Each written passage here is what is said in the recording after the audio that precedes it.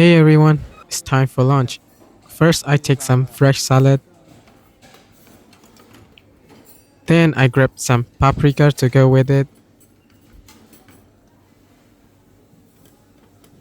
Next, we got some rice today, and today's main dish is chicken nuggets.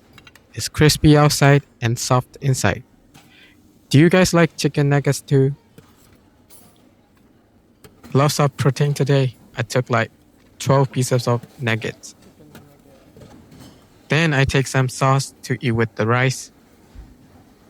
I also grab one vegetable patty, my favorite carrot one.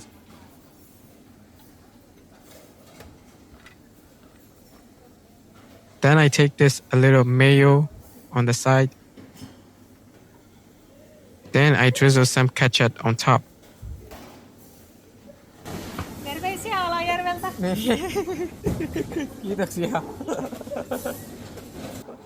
She told me after that the other kitchen staff challenged her to say that in my video. Big thanks to them for being so friendly and kind. I took one apple. And finally, I take a glass of milk. Everyone's wondering what this other glass for. It's for water. 10 out of 10 lunch today.